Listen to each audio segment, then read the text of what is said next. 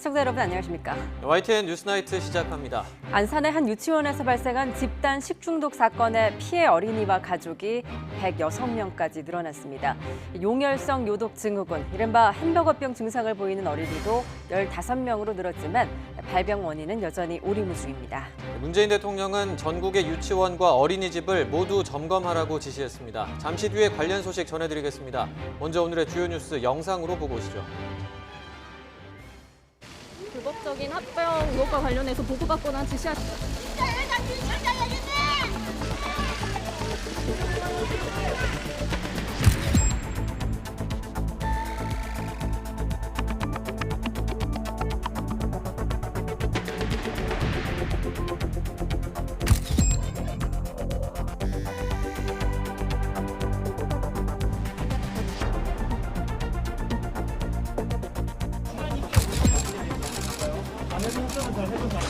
네 박스가 안 나왔어요.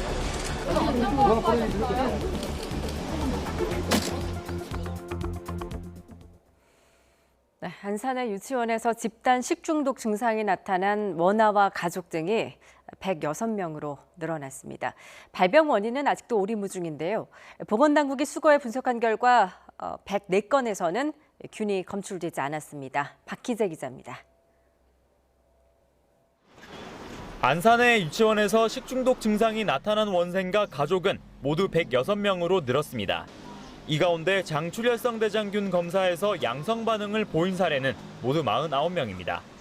유치원 원장에게서도 균이 검출돼 양성 판정을 받았지만 증상은 없는 것으로 파악됐습니다. 용혈성 요독 증후군, 이른바 햄버거병 증상을 보이는 아이들은 15명으로 늘었고 이 가운데 4명은 중증 상태에서 혈액 투석 치료를 받고 있습니다.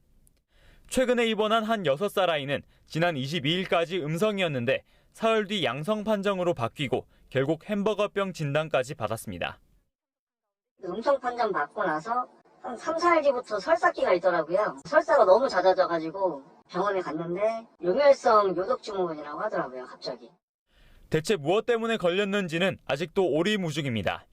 보건당국이 유치원에 남아있던 음식과 문고리, 장난감 등 공용물품에서 검체 104건을 채취해 분석한 결과 식중독균이 검출된 건 없었습니다.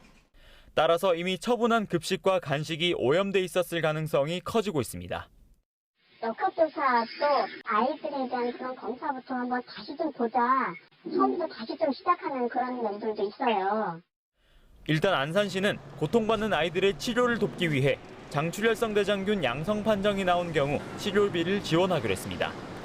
역학조사에서 추후 원인이 드러나면 구상권을 청구하겠다는 방침입니다. YTN 박희재입니다. 네, 안산 유치원 집단 식중독 사건과 관련해 문재인 대통령은 전국의 유치원과 어린이집을 모두 점검하라고 지시했습니다. 식중독 사건이 발생한 지 열흘 만에 회의를 열어 늑장 대응 비판을 받고 있는 교육부는 공식 사과하고 철저한 원인 규명 의지를 표명했습니다. 보도에 신호 기자입니다. 경기도 안산 유치원에서 발생한 식중독 증상자가 100명을 넘은 가운데 문재인 대통령이 관계부처에 조속한 전수점검을 지시했습니다. 집단 급식소가 설치된 전국의 모든 유치원과 어린이집이 대상입니다. 여름철이 다가오면서 어린이들에게 제공되는 급식의 안전성을 먼저 확보해야 한다는 이유에서입니다. 문 대통령은 안산 지역 유치원에서 발생한 집단 식중독 사건에 대한 우려를 표명했다고 청와대는 밝혔습니다. 아직 파악되지 않은 원인을 면밀히 조사해서 환자 치료를 포함한 관련 조치들이 철저히 이행되도록 관계부처에 지시했습니다. 단순한 행정 처리에 그치지 말고 가족을 보살피는 마음으로 아이들이 이용하는 시설의 위생 점검에 만전을 기해달라고 당부했습니다. 대처가 늦었다는 비판을 받고 있는 교육부는 철저한 원인 규명 의지를 표명했습니다. 집단 식중독 발생 열흘 만에 질병관리본부, 식품의약품안전처, 시도교육청과 화상대책회의를 갖고 무거운 책임감을 느낀다고 밝혔습니다. 추가 감염을 막기 위한 예방관리 체계와 학부모들의 급식정보 알 권리 보장도 강화하기로 했습니다. 대통령의 전수조사 지시에 따라 학교 급식소와 식재료 공급업체 등에 대한 관계기관 합동점검도 신속하게 진행될 것으로 보입니다. YTN 신호입니다. 검찰 외부의 전문가들로 구성된 수사심의위원회가 이재용 삼성전자 부회장을 재판에 넘기면 안 되고 수사도 중단해야 한다고 검찰에 권고했습니다. 심의위는 9시간 마라톤 회의 끝에 표결로 이런 결론을 내렸는데 검찰 수사에 타격이 불가피할 것으로 보입니다. 취재기자 연결하겠습니다. 박석영 기자. 네, 대검찰청입니다. 네, 수사심의위원회가 어떤 결론을 내린 건지 자세히 설명해 주시죠. 네, 기소 여부 등을 논의한 검찰 수사심의위원회가 이재용 부회장 수사를 중단하고 재판에 넘겨선 안 된다는 결론을 내렸습니다. 오늘 회의는 심의위원 15명 중 1명이 불참해 14명이 참석한 가운데 진행됐습니다. 임시위원장을 맡은 김재봉 한양대 교수를 뺀 13명이 표결까지 거쳤는데요. 수사 중단과 불기소 의견이 각각 10표 이상 차이 날 정도로 압도적이었던 것으로 전해졌습니다. 양창수 위원장은 회의에 참석했지만 핵심 피의자 최지성 전 부회장과의 친분을 이유로 회피를 신청함에 따라 회의 시작 직후 자리를 떠난 것으로 전해졌습니다. 대검 수사심의위원들은 대검찰청 15층 회의실에서 오늘 오전 10시 반부터 회의를 이어왔습니다. 검찰과 변호인 측의 의견 진술 과정과 질의응답이 오후 7시쯤까지 계속됐습니다. 이후 위원들 논의를 거쳐 의견이 일치되지 않아 표결 절차까지 밟은 건데 저녁 7시 반쯤 회의가 종료됐으니까 9시간 정도 마라톤 심의가 이어진 겁니다. 이 부회장 측 변호인단은 기업 활동에 전념해 위기를 극복할 기회를 줬다며 감사의 뜻을 밝혔습니다. 검찰 수사팀은 지금까지의 수사 결과와 심의위원회 권고를 종합해 최종 처분을 검토하겠다는 입장을 보였습니다. 그러나 수사심의가 기소하는 게 부당하다고 결론 내리면서 검찰 수사팀엔 상당한 타격이 불가피할 전망입니다. 위원회의 권고가 강제력은 없지만 관련 규정엔 존중해야 된다고 명시돼 있습니다. 앞서 열린 8차례 수사심의 결과에 대해서도 검찰은 모두 권고안에 따라 기소와 불기소 여부를 따라왔습니다. 지금까지 대검찰청에서 YTN 박석영입니다. 정경심 교수와 관련된 증거를 은닉한 혐의로 기소된 자산관리인 김경록 씨에게 유죄가 선고됐습니다. 1심 재판부는 김 씨가 일부 범행에 적극적으로 가담했고 빼돌린 PC에서 주요 증거가 발견되는 등 책임이 가볍지 않다고 지적했습니다. 강희경 기자입니다. 지난해 8월 조국 전 법무부 장관 가족을 둘러싼 수사가 본격화하자 정경심 교수는 자산관리사인 김경록 씨를 찾았습니다. 검찰 압수수색에 대비해야 한다는 지시를 받은 김 씨는 정 교수 자택에 있는 개인용 컴퓨터 하드디스크 3개와 동양대 교수실 컴퓨터 1대를 숨겼고 결국 증거은닉 혐의로 기소됐습니다. 1심 재판부는 김 씨의 공소 사실을 모두 유죄로 판단하고 징역 8개월에 집행유예 2년을 선고했습니다. 김 씨의 범행이 모두 정 교수의 검찰 수사를 피하기 위한 동일한 의도를 갖고 증거를 은닉한 일련의 행위로 보인다고 결론 내린 겁니다. 가담 정도에 대해서는 김 씨가 정 교수 요청을 거부하기 쉽지 않았을 것이라며 일부 수동적인 역할을 인정했습니다. 반면 김 씨가 먼저 증거를 없애버릴 수도 있다라는 말을 하고 구속에 대비해 자료를 옮긴 행동 등은 범행에 적극 가담한 정황이라고 봤습니다. 그러면서 김 씨가 사법권 행사를 방해했고 은닉한 물건에서 정 교수 사건 관련 주요 증거가 발견돼 책임이 가볍지 않지만 범행을 자백하고 수사에 협조한 점 등을 고려했다고 설명했습니다. 변호인 입장에서는 조금 아쉬운 부분도 있었지만 일단은 재판부의 판단을 존중하기로 하고요. 김 씨의 범행은 정 교수의 증거은닉 교사 혐의와도 직접 연관돼 있어 이번 판결이 정 교수 재판에 어떤 영향을 미칠지도 관심입니다.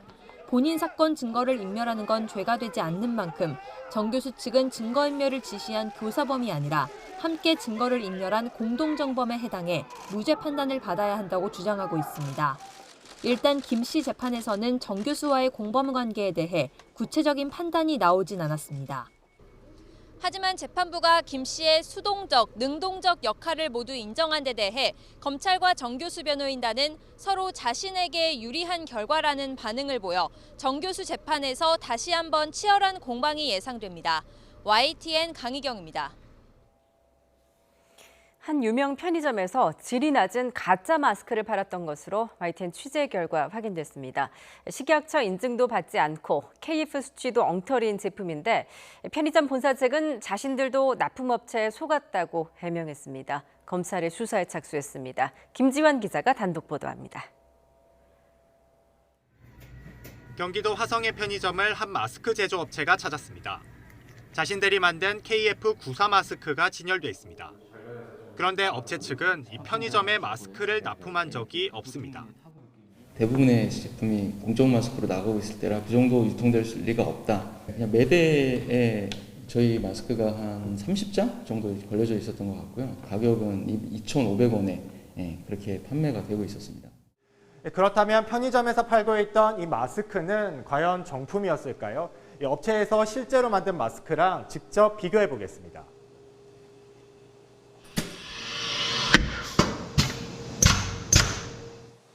정품은 투과율이 2% 미만, 즉 미세먼지 차단 수치가 KF98이지만 편의점에서 판 제품은 KF68 정도에 불과합니다.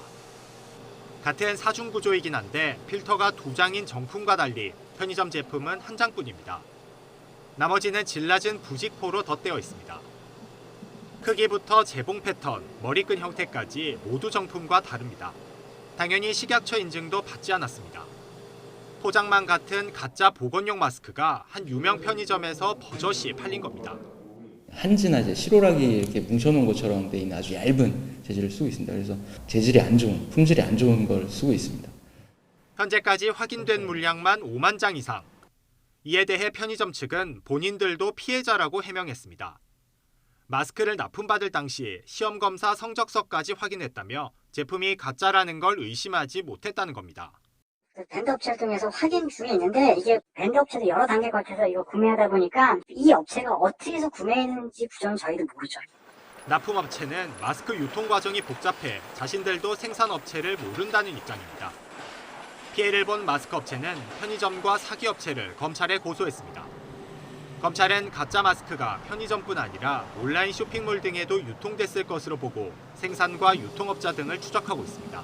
YTN 김지환입니다. 서울을 중심으로 한 수도권에서 산발적인 코로나19 감염이 여전히 끊이지 않고 있습니다. 서울 관악구에 있는 대형 교회에서 집단 감염이 발생했는데 고등학교와 시내 호텔로까지 번졌습니다. 구수본 기자가 보도합니다. 서울 대형 교회 중 하나인 관악구 왕성교회. 출입문은 굳게 닫혔고 건물 뒤편으로는 띄엄띄엄 긴 줄이 늘어섰습니다. 관악 90번 환자로 이름 붙은 이 교회 교인 31살 여성이 지난 24일 확진된 이후 지금까지 이곳에서 10명 넘는 확진자가 나왔습니다. 이 여성은 지난 18일 교회 성가대 연습, 19에서 20일에는 교회 MT에 참석한 것으로 확인됐는데 함께 참석했던 사람들이 줄줄이 감염된 겁니다. 또 지난 21일에는 주일 예배에도 참석했습니다. 아무래도 1박 2일 동안 굉장히 밀접한 접촉을 했기 때문에 좀 더 발생률이 지금 높은 상황이고 아직은 잠복기이기 때문에 확진자 가운데 한 명은 서대문구 소재 고등학교 교사로 확인돼 해당 학교는 등교가 중지됐습니다. 서울 광화문 포시즌스 호텔 사우나에 근무하는 직원도 왕성교회발 확진자입니다. 호텔 측은 피트니스와 사우나가 있는 8, 9층을 폐쇄하고 사우나 이용객을 파악해 이 사실을 통보했습니다. 방역당국은 교회 앞에 임시 선별진료소를 차려 지난 21일 예배에 참석한 1,700명을 검사하고 있습니다. 뿐만 아니라 관악구 방문 판매업체 확진자도 계속 늘어 200명을 넘어서고 양천구 운동시설과 강남구 다단계 업체 소모임 관련 감염도 멈추지 않고 있습니다. 수도권의 산발적 집단 감염이 끊이지 않으면서 방역당국을 곤혹스럽게 하고 있습니다. YTN 구수본입니다. 네, 코로나19 바이러스는 구리나 유리, 플라스틱 표면에서도 일정 기간 생존이 가능해서 문 손잡이나 엘리베이터 버튼을 통해서도 감염될 수 있는데요. 제대로 된 표면 소독이 필수일 텐데 단순히 살균제를 뿌리는 것만으로는 막을 수 없다고 합니다. 이영원 기자입니다. 대규모 집단 감염이 일어났던 쿠팡 물류센터 내부는 당시 바이러스에 상당히 오염된 상태였습니다. 2층 작업장 안전모를 비롯해 키보드와 마우스 등 각종 집기에서도 바이러스가 검출됐습니다. 감염된 직원 침방울이 이런 용품에 묻어 있다가 접촉을 통해 전파됐을 것으로 추정됐습니다. 감염된 사람의 침방울이 묻은 물체를 손으로 만진 후 그 오염된 손으로 본인의 눈, 코, 입을 만졌을 때 감염이 될 수가 있습니다. 실제로 코로나19는 유리에서 이틀, 스테인리스 스틸과 플라스틱에서는 나흘이나 살아남았습니다. 혹시 모를 감염을 막으려면 소독이 필수입니다. 소독 전에 청소가 먼저이고 유기물질과 이물질이 있는 상태에서는 소독제를 적용하는 것이 효과가 매우 적습니다. 문고리와 엘리베이터 버튼, 수도꼭지, 변기 덮개까지 손이 자주 닿는 곳은 표면을 소독해야 합니다. 환경부에서 승인한 살균제나 물에 희석한 락스로 닦아주면 되는데 단순히 소독제를 뿌리기만 하면 효과가 없습니다. 그 바이러스들이 재빙산되고 공기 중에 확산돼서 그 인체 호흡기를 통해서 인체에 노출될 수가 있습니다. 그리고 소독제의 경우에는 그 흡입 독성이 있는 그 물질들이 많기 때문에 그 인체에 영향을 줄 수가 있고요. 그래서 소독하고 일정 시간이 지나면 물에 적신 천으로 한 번 더 닦아주고 소독한 장소는 반드시 환기해야 안전합니다. YTN 이영훈입니다. 미국 내 코로나19 누적 확진자가 공식 통계보다 10배나 많은 2,400만 명에 이를 수 있다고 미 질병통제예방센터가 밝혔습니다. 그만큼 감염이 많이 됐고 또 추가 감염 위험도 높다는 것인데 사회적 거리 두기 등 생활 방역의 중요성이 강조되는 이유입니다. 이동원 기자가 보도합니다. 미 질병통제예방센터는 코로나19와 관련해 1명의 확진자가 보고될 경우 실제는 10명의 감염자가 있는 것으로 본다고 밝혔습니다. 미 전역에서 수집한 혈액 샘플 검사 결과 이 같은 추정에 이르렀고 무증상 감염과 코로나19 발생 초기 검사 부족 등으로 많은 감염자가 통계에 잡히지 않았기 때문이라고 설명했습니다. 이에 따라 미 질병통제예방센터는 미국인의 5%에서 8%가 이미 코로나19에 걸렸던 것으로 추정했습니다. 미국의 코로나19 누적 확진자가 1,600만 명에서 많게는 공식 집계인 240만 명의 10배가 넘는 2,600만 명에 이를 수도 있다는 이야기입니다. 이처럼 주변에 보이지 않는 감염자가 많기에 미국은 아직 코로나19에 취약한 상태라고 경고했습니다. 다만 코로나19의 피해가 정점에 달했던 3, 4월과 다른 점은 증상이 악화될 가능성이 적은 젊은 층의 감염이 더 늘고 있다는 것입니다. 최근 미국 30개 주에서 코로나19 신규 환자가 전주보다 늘어나는 등 재확산 조짐을 보이고 있지만 사망자 수는 계속 줄어들고 있고 입원 환자 수도 몇 개 주를 제외하고 줄어들고 있습니다. 미 질병통제예방센터는 아직 팬데믹은 끝나지 않았다고 경고하며 코로나19를 극복할 가장 강력한 무기는 사회적 거리 두기라고 강조했습니다. YTN 이동원입니다. 경찰이 대북 전단을 살포해온 탈북민 단체 2곳을 압수수색했습니다. 압수수색 대상이 된 자유북한운동연합 박상학 대표 측은 전단을 계속 보내겠다는 입장을 고수했습니다. 엄윤주 기자입니다. 대북 전단을 살포한 탈북민 단체 자유북한운동연합의 사무실. 수사관들이 디지털 포렌식 장비와 각종 서류를 담을 상자를 들고 건물 안으로 들어갑니다. 3시간에 걸친 압수수색에서 경찰은 대북 전단 관련 서류와 컴퓨터 저장 장치, 자금 운영 내역이 담긴 장부 등을 확보한 것으로 전해졌습니다. 유의미한 증거 압수를 많이 확보하셨나요? 자유북한운동연합 박상학 대표의 신체와 차량에 대한 수색영장도 발부받아 휴대전화 등을 확보했습니다. 박 대표의 동생 정호 씨가 운영하는 탈북민 단체 큰샘 사무실도 압수수색했습니다. 정부가 수사를 의뢰한 지 보름 만에 강제 수사에 돌입한 겁니다. 이들이 받는 혐의는 모두 4가지. 남북교류협력법과 고압가스 안전관리법, 기부금품 모집 사용법 등입니다. 박상학 대표 측은 강하게 반발했습니다. 압수수색 이런 것에 대해서 아주 강력하게 항의하고요. 수령 독재하에서 계속 익정만 북한 인민의 희생이 계속되는 한 우리 탈북자들의 진실의 편지 대북전단은 계속. 경찰은 압수물 분석을 통해 관련 혐의를 규명하고 기부금 등 자금 출처와 사용처 등도 수사한다는 계획입니다. 또 지난 22일 파주에서 대북전단 50만 장을 살포했다는 자유북한운동연합 측 주장의 진위도 철저히 규명한다는 방침입니다. YTN 엄윤주입니다. 한반도 긴장 수위를 최고조로 끌어올리던 북한이 사흘째 잠잠합니다. 이런 북한의 행보를 두고 여러 가지 해석이 나오고 있는데요. 황혜경 기자가 짚어봤습니다. 북한 노동당 중앙군사위 예비회의에서 대남 군사행동 계획을 보류하기로 결정한 이후 대북 전단으로 촉발된 북한의 대남 비난 공세가 단숨에 멈췄습니다. 매주 날선 담화를 내던 김여정 제1부부장도 이번 주에는 입을 다물었습니다. 북한 주민들이 보지 못하는 대외 선전 매체에서 우리 정부가 친미 사대를 하고 있다며 비판하긴 했지만 관영 매체, 특히 대내 매체에서 우리 정부나 대북 전단에 대한 언급은 싹 사라졌습니다.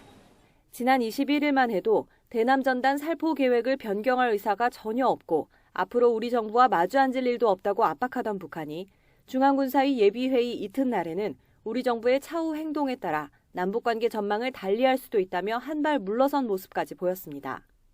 21일과 23일 사이 사정 변경을 가져올 만한 사안이 발생했음을 유추할 수 있는 대목입니다. 때문에 이도훈 한반도 평화교섭본부장이 미국에 다녀온 지난 20일 이후 정부가 재차 대북 물밑 접촉에 나선 것 아니냐는 추측이 나오고 있습니다.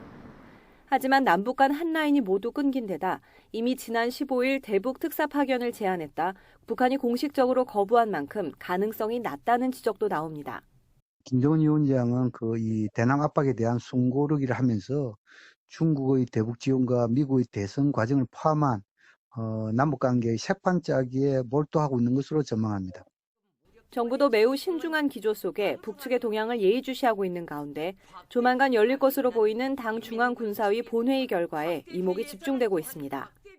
YTN 황혜경입니다. 박병석 국회의장이 당초 오늘로 예정됐던 국회 본회의를 오는 29일로 연기하겠다고 밝혔습니다. 한민수 국회의장 공보수석은 오늘 박 의장 주재로 여야 원내대표들이 잇따라 회동했지만 최종 합의에 이르지 못했다며 주말 동안 국회의장 주재로 마지막 협상을 할 예정이라고 발표했습니다. 다만 본회의는 미뤄졌지만 이번 6월 국회 회기인 다음 주까지는 반드시 3차 추경을 처리할 것이라고 강조했습니다.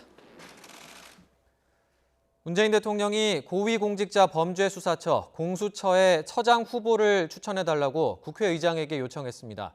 공수처법이 시행되는 다음 달 15일에 맞춰서 공수처가 출범할 수 있게 해달라는 취지인데요.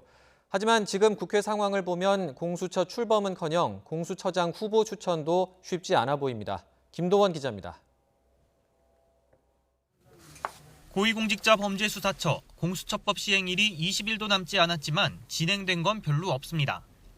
청문회 개최를 위한 후속 입법은 물론이고 공수처장 후보조차 논의되고 있지 않습니다. 문재인 대통령은 조속한 공수처 출범을 위한 동력 만들기에 나섰습니다.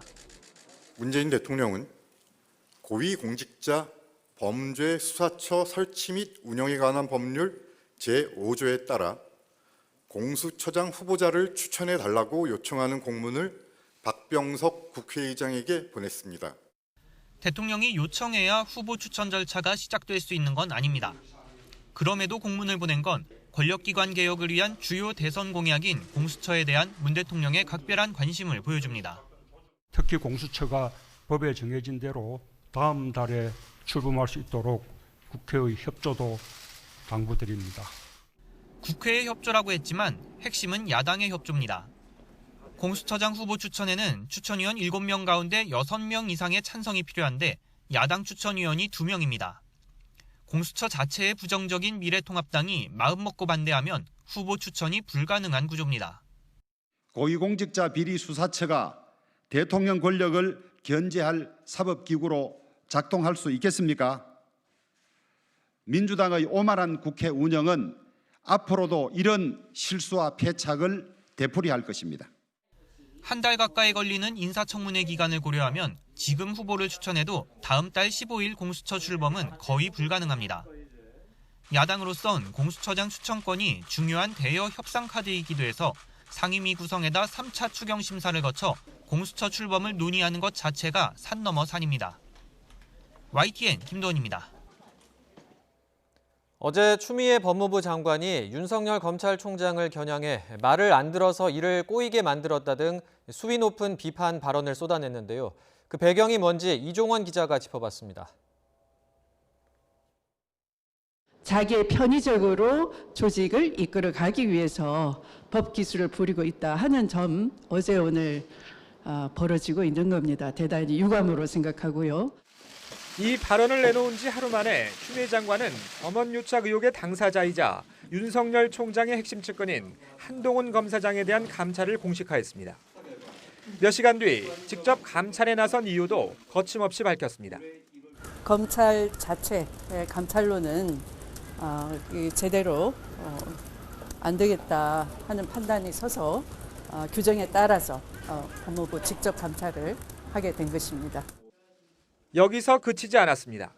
다소 조롱 섞인 핀잔으로 들릴 정도로 발언 수위를 끌어올리며 직격탄을 날렸습니다. 저의 지시를 절반을 잘라 먹었죠. 장관의 말을 겸허히 들으면 좋게 지나갈 일을 세상 지휘랍시고 해가 지고 일을 더 꼬이게 만들었어. 측근에 대한 감찰을 지시한 데 이어 윤 총장을 직접 저격한 말폭탄이 이어지자 일부 여권 분위기와 맞물려 윤 총장의 거취를 압박하는 거란 분석이 나옵니다. 사안이 조금 다르긴 하지만 지난 2013년 당시 황교안 장관은 혼외자 논란이 불거진 최동욱 총장에 대해 감찰을 지시했고 최 총장은 결국 옷을 벗어야 했습니다. 특히 정치적으로 민감한 한명숙 전 총리 사건은 대검 감찰부에서 조사하도록 지시하면서도 윤 총장 측근에 대해선 수사가 진행 중인데도 직접 감찰 카드를 꺼냈다는 점에서 추 장관의 메시지가 담긴 거란 해석이 나옵니다. 물론 불과 며칠 전에 나왔던 문 대통령의 메시지를 고려하면 검찰개혁 주도권을 위한 개인적 정치 행보에 불과하다며 확대 해석을 경계하는 시선도 존재합니다. 인권수사 원년으로 만들겠다는 각오대로 서로 협력하면서 과감한 개혁 방안을 마련하여 국민들이 변화를 체감할 수 있게 해주기 바랍니다.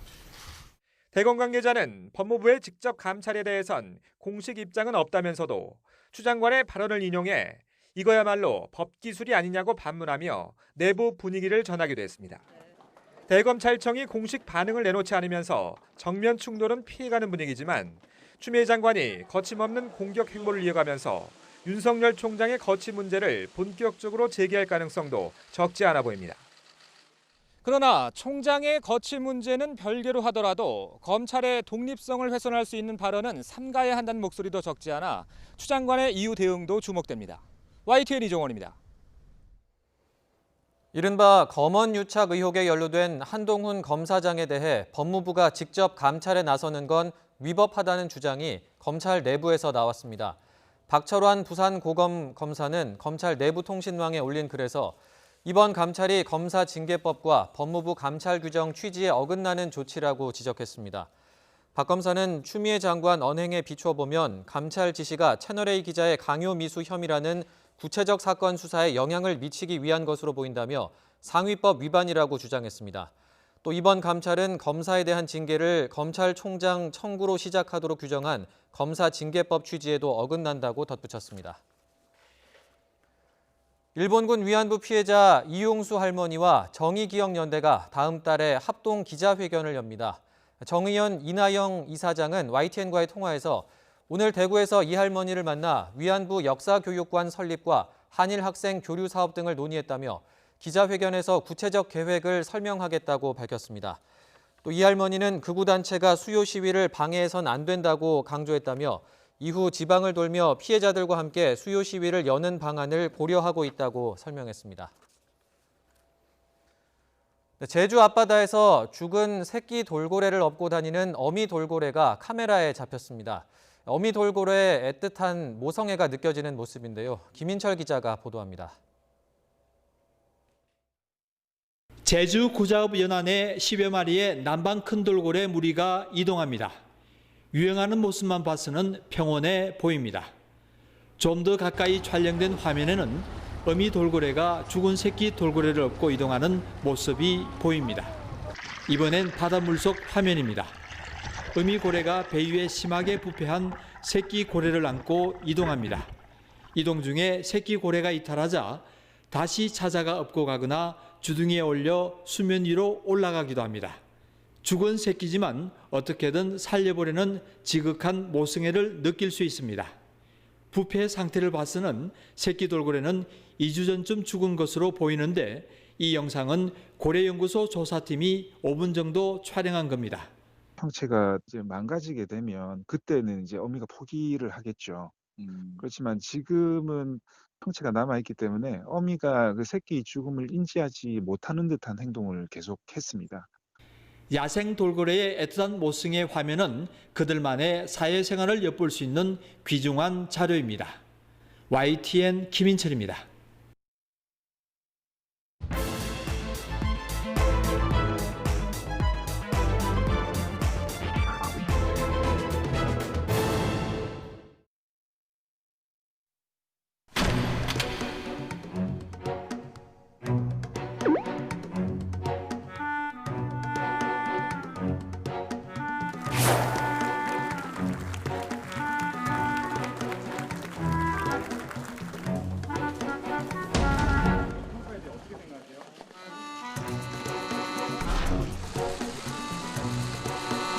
제가 위반한 것이 아니고요. 검찰총장이 저의 명을 거역한 것입니다. 명을 거역한 것입니다. 자기의 편의적으로 조직을 이끌어 가기 위해서 법기술을 부리고 있다 하는 점.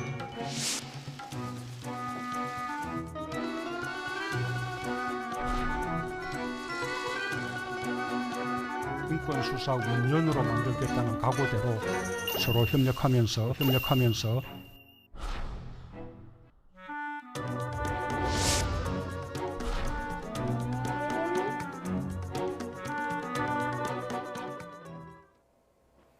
네, 추미애 법무부 장관이 민주당 초선 의원 간담회에서 윤석열 검찰총장의 작심 비판을 한 것을 두고 오늘 정치권은 하루 종일 술렁였습니다. 윤 총장을 겨냥해 잇따라 내놓은 추 장관의 폭탄 발언의 배경을 두고도 다양한 해석들이 나오고 있는데요. 나이트 포커스, 오늘은 차재원 부산가톨릭대 교수, 이현종 문화일보 논설위원과 함께하겠습니다. 안녕하세요. 네, 안녕하세요. 예, 추미애 법무부 장관 연인틀째 윤석열 검찰총장을 정조준하고 비판을 쏟아냈는데요. 어제 추 장관의 작심 발언 먼저 듣고 이야기 나눠보시죠. 저는 대검 감찰부에서 하라 그랬는데, 그죠? 그것을 중앙지검 인권감독관에 내려보내고, 그리고 대검 인권부가 총괄해서 보라라고 이렇게 저의 지시를 절반을 잘라 먹었죠. 장관의 말을 겸허히 들으면 좋게 지나갈 일을 세상 지휘랍시고 해가 지고 일을 더 꼬이게 만들었어요.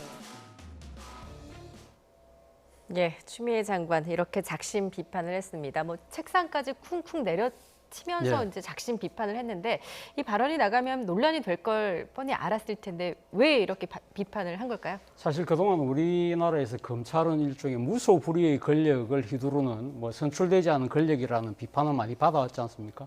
그동안 그 검찰이 검찰권을 행사하는 과정에 있어서 사실 어떻게 보면 정권의 이해에 맞춘다든지 아니면 자신들의 조직을 그 이익을 보호하기 위해서, 그러니까 이제 선택적 수사를 통한 선택적 정의를 실현해왔다고 보는 것이 지금 집권 세력이 지금 검찰을 바로 보는 하나의 관점이고요. 그런 차원에서 검찰 개혁이 이때까지 논의가 되어 왔었죠. 그래서 지난 국회 때 이 공수처라는 새로운 제도를 도입해서 이제는 이 일종의 사정기관의 견제와 균형을 맞출 수 있는 제도적 장치는 이제는 만들어졌다고 평가할 수 있지만, 그럼에도 불구하고 현재의 검찰 조직을 장악하고 있는 윤석열 검찰총장 체제가 아직도 지금 이 법무부 장관이 민주적 통제를 통해서 검찰을 견제하는 이런 여러 가지 조치들에 의해서 일종의 저항을 하고 있다고 판단을 하는 것 같아요. 그 대표적인 사건이 한명숙 전 총리의 그 재판과 관련돼서의 위정교사 진정 사건인데, 이 부분에 대해서는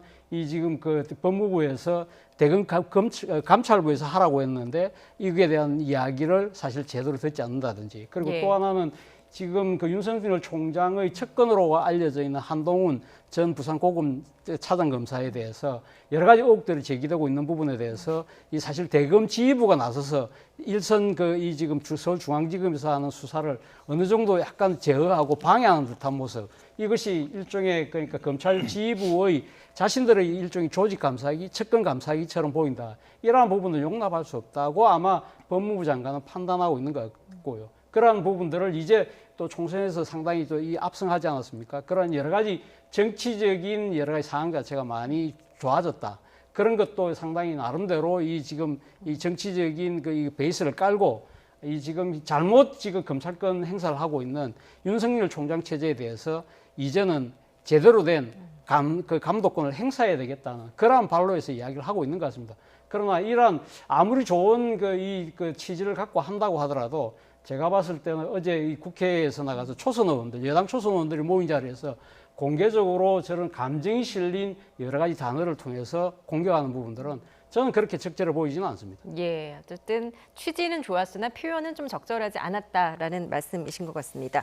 말씀하셨듯이 어제 오전에는 이제 검언유착 의혹으로 한동훈 전 검사장에 대해서 법무부의 직접 감찰 지시를 한 데 이어서 오후에 이렇게 작심 비판을 하면서 일각에서는 윤석열 총장의 사퇴를 압박하는 게 아니냐라는 지적도 있는 것 같습니다. 뭐 결국 목표는 아마 그렇게 추정이 되어져요. 왜냐하면 일단 지금 한명숙 전 총리 사건 같은 경우도 사실 이게 진정 사건입니다.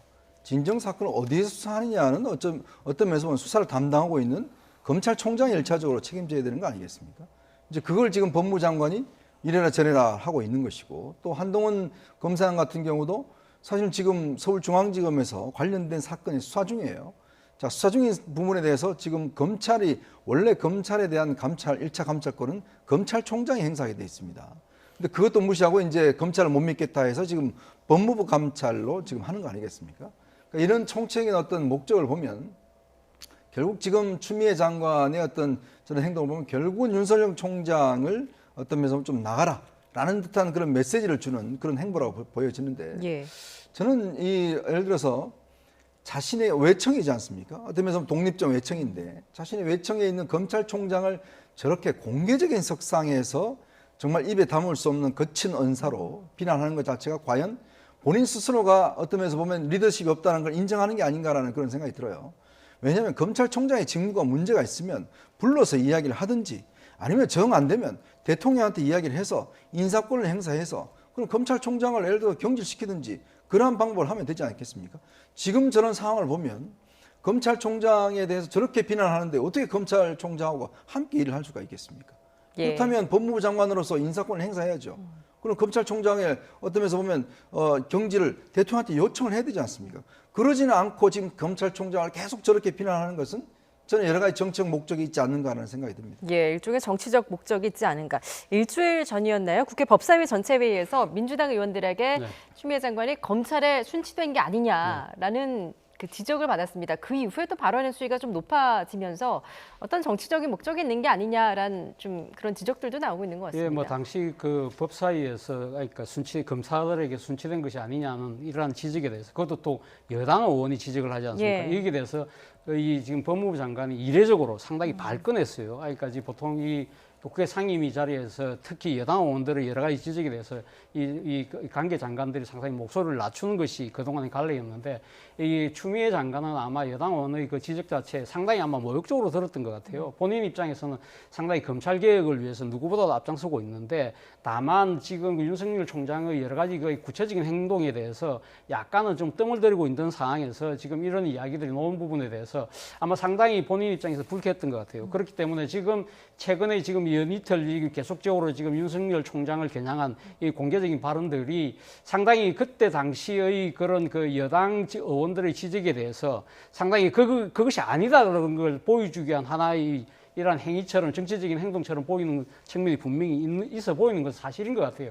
자, 그렇지만 그 앞서도 제가 말씀드린 대로 지금 아마 법무장관 입장에서는 지금 그 윤석열 총장을 둘러싸고 있는 두 가지 사건 문제를 지금 처리하는 부분, 앞서도 제가 말씀드렸습니다만은 지금 한명숙 전 총리에 대한 그 위정교사 부분과 관련돼서 이건 상당히 이것이 만약에 실체적 진실이 만약에 맞다고 한다면 이건 엄청난 사건인데, 예. 이러한 부분들에 대해서 윤석열 총장이 지금 다루는 부분에 있어서는 상당히 일종의 물타기식의 조치가 아니냐 이렇게 판단하고 있는 것 같고요. 그리고 또 한동훈 전 부산고검 차장 검사에 대한 이 처리 자체도 일종의 윤석열 총장이 자신들의 측근을 감싸기 위한 일종의 조직적인 일종의 사보타주 뭐 이 정도로 생각을 하는 것 같아요. 그렇기 때문에 이거 뭐 정치적인 상황과 관계없이 본인은 한다는 식의 이 지금 강력한 의지를 보여주고 있는 것은 분명해 보입니다만, 예. 앞서도 제가 말씀드린 대로 지금 여당 의원들이 지금 모여 있는 이 지금 초선 의원들의 뭐 슬기로운 의정 생활을 위해서 뭐 조언을 하는 자리에서 예. 모르겠습니다. 자신이 지금 5선 의원을 했기 때문에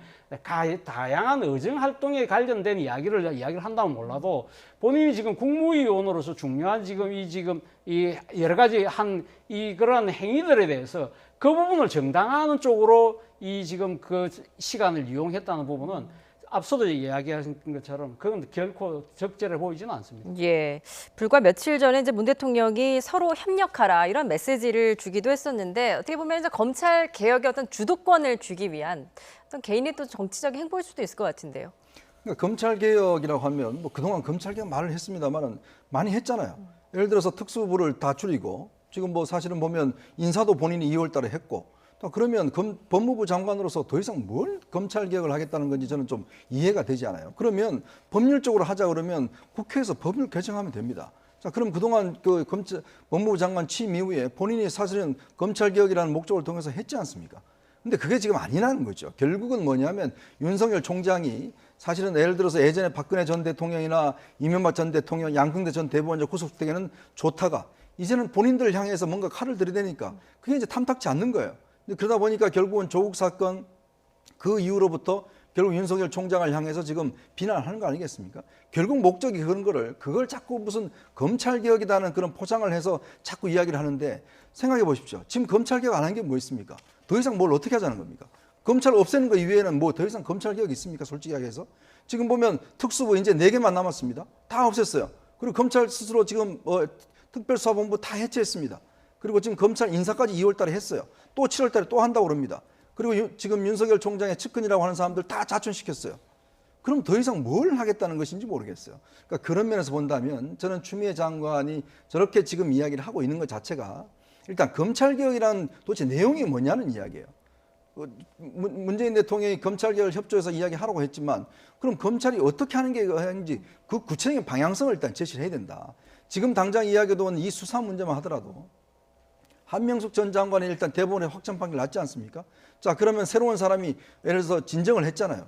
그러면 이걸 예를 들어 지금 현재 문물검찰총장 시절에 만든 제도가 있습니다. 그게 뭐냐면 검찰의 인권감찰관을 통해서 검사들의 어떤 이런 행동에 대해서 조사를 해서 만약에 수사에서 문제가 되면 정식 수사를 할 수 있도록 제도를 2018년도에 만들었어요. 이 정부 들어와서 만든 겁니다. 자, 그 제도에 따라서 지금 이 사건을 처리하려고 하고 있는 거거든요. 그렇다면 그 사건에서 문제가 있다라면 정식 수사하면 되죠. 그걸 지금 예를 들어서 감찰을 꼭 해야 된다, 이걸 해야 된다라고 이야기하는 거. 만약 거기서 문제가 생긴다면 감찰하면 되지 않습니까? 그리고 한동훈 전 검사도 마찬가지예요. 지금 수사가 진행 중이잖아요. 근데 그걸 굳이 지금 법무부 감찰에서 하겠다는 이유가 뭔지 저는 그런 면에 비춰보면 이 두 사건 자체가 과연 검찰총장을 저렇게 흔들 만한 사안인가?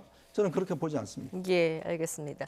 민주당 의원들 같은 경우에는 이제 윤석열 검찰총장의 처신을 강도 높게 비판을 하면서 추미애 장관을 적극 엄호하고 나섰는데요. 오늘 김남국 의원의 발언 직접 들어보시죠.